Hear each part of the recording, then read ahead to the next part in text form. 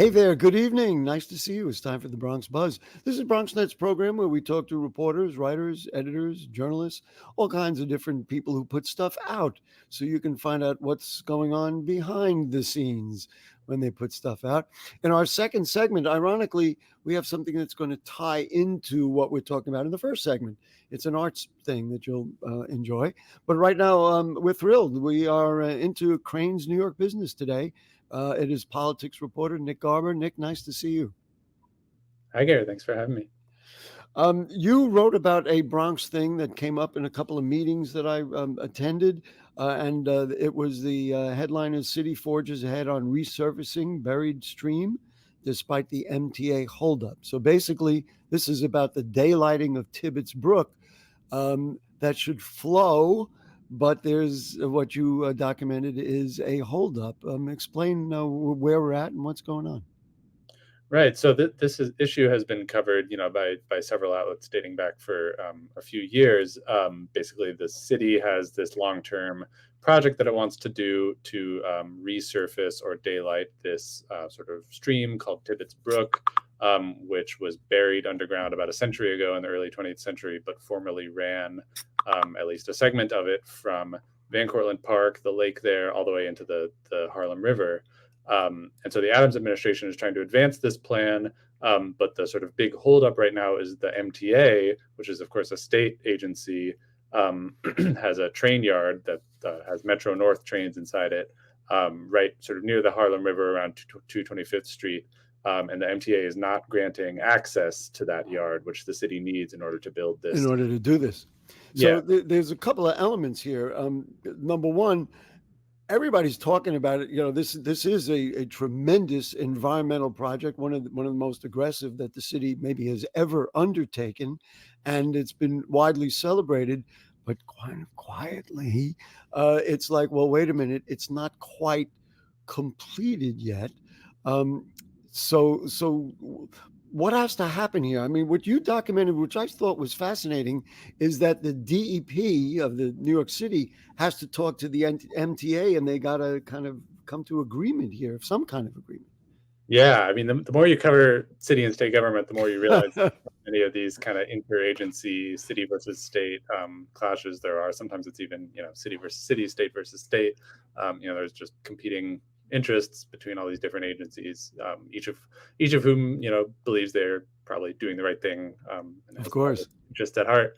But the sort of new step that we wrote about a few weeks ago was the city basically moving forward with this plan in the absence of the MTA support. The city had said all along for months that if the MTA won't give us access to this site without forcing us to pay a fee, then we, the city, will embark on this land use review process called months. And so they basically started the clock on that. They filed the papers to start this land use to basically get a formal easement, which is a sort of judgment saying we, the city, have access to this little sliver of land within the train yard. So and then the courts will step in, I'm sure, in very swift fashion. But we got to give the city a little bit of credit because they negotiated with the federal government over the rail yard, and that was like a really big negotiation to get the railroad tracks decommissioned and to get permission to do that. And that was a big thing. Chuck Schumer was here in the Bronx, and it was a big thing to finally achieve that. And environmentalists are going, woohoo, there's more to come. I guess at this moment, not much more to say other than let's watch what happens between them. But I think it's important to at least mention that that's what's out there. Yeah, the city had reached a deal already for, I think it was $11 million with a private rail operator that also owns some of this property. So there's clearly, some momentum behind this plan, and the city has had some success in trying to inch it along. But the MTA thing has been the holdup. We'll file it under stay tuned, and then we'll check in with New York Crane's business and see what Nick follows up with at some point. The other thing that you have covered extensively, and you kind of led up to where we're at, is the redistricting.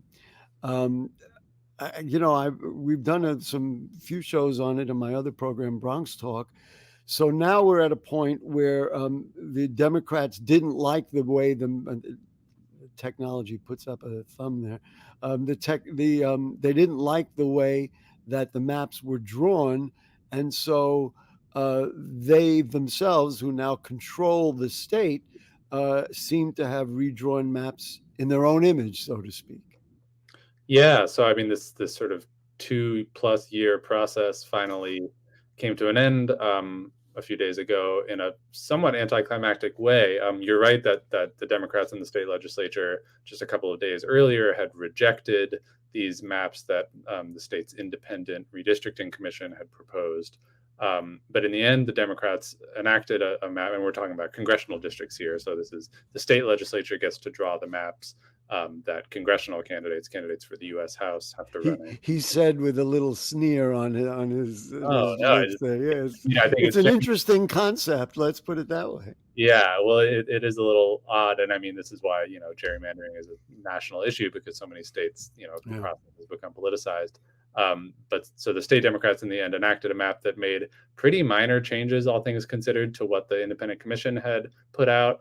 When the legislature had rejected it a couple of days earlier, I think it was reasonable for a lot of people to assume that the legislature was gearing up to pass a much more aggressive gerrymander like what they had done in 2022, which sort of set this whole crazy process in motion where they drew a very aggressive gerrymander that was designed to really give their party a huge advantage, and then that got struck down by the courts. Right. And so that I was just going to lead to that, and for folks who don't remember, let's not forget that New York State was in some ways blamed for the Republican majority in in the House of Representatives, which is ironic, of course, because New York City is, this is about as blue a state as you're going to find largely because of New York City. Do you expect that there's going to be further review on this? Because these new districts seem, it's funny, I was about to say seem to clearly favor Democrats, but I think they do favor Democrats.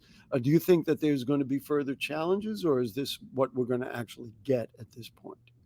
Yeah, it's always possible that there will be further challenges. Anyone can file a lawsuit, but the early indications are that no, the state Republican Party chair, who would have every reason to challenge it if he thought he could bring a suit, has already said that we're not going to bring any case against these maps. We think they're pretty reasonable. So it seems as though most likely these maps will at least stand through this year's congressional elections, and then most likely remain in place until after the next census. So that's in 2032 is the next time we'll have. Wow. Okay. So get used to it. But for Bronxites, Jamal Bowman is being challenged by George Latimer up in Westchester, and I think the feeling was if the district remained the same, then Bowman was in serious jeopardy because Latimer, of course, it has the large part of the the Westchester district, and obviously people up there know him. But as I understand, and I have not examined the maps fully just yet, we're certainly going to do that as we get closer to the primary. But it extends, that district extends now further south and is going to include Co-op City, which certainly they voted him in the beginning. It certainly would suggest that Bowman gets a pretty good advantage through this redistricting. And that's a pretty significant, because it's been a battle, but pretty significant political race.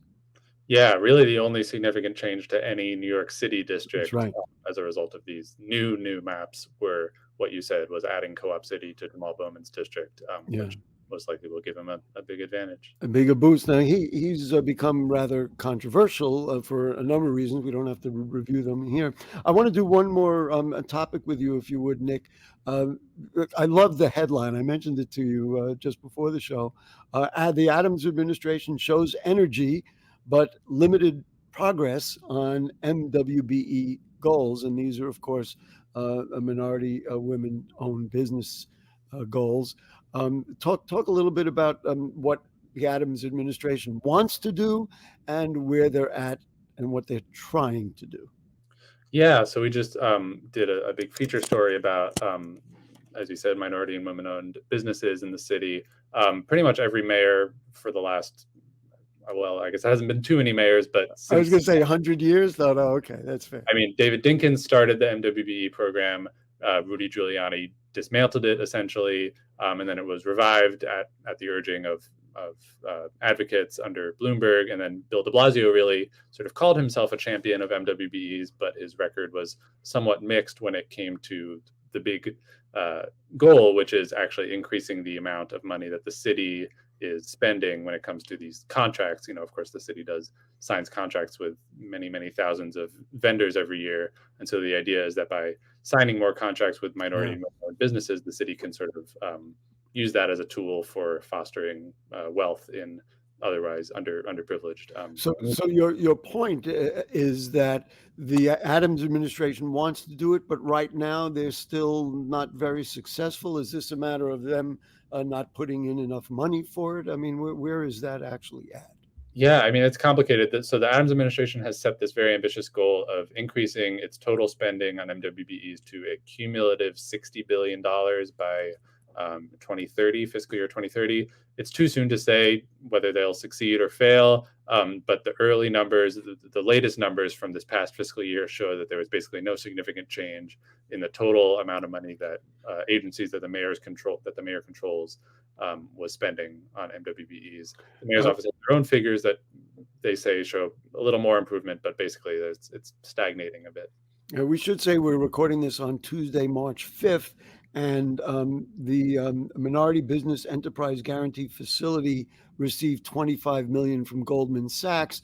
So that's a start. It's short of the billion figure that you just quoted. So we'll see what happens. Another one of those that we'll check with New York Crane's business to find out in the long run. All right, just in the last minute, what's coming up? You got something good coming up? You want to drop a little hint about what you're working on that we're going to be able to see? By the time this airs, it probably will already be in the paper. But what do you got? Yeah, I'm looking for rumors. Yes, go ahead. Oh, well, I mean, that's the question I should be asking. Yeah, I guess so. No, we're always trying to stay on top of, Cranes. We focus on sort of money, power, property. So I like to cover sort of how real estate intersects with city politics, campaign finance, contracting that the city redistricting, does. all of the above. Nick, well, really, it's a pleasure to have you here on the Bronx Buzz. I think it's the first time we've had anybody from New York Crane's business. So you're the pacemaker, and everybody will follow suit after you. But thank you so much for covering even the a little bit in the Bronx, and of course the citywide and statewide stuff that's so important to us. Of course. Thanks for having me, Gary. Great. Okay, we're going to take a short break. And as I said, we talked about daylighting. Now you're going to see an art exhibit that focuses on what was and what will be, assuming they solve that other little problem that they have. So we'll take a break. We'll be right back.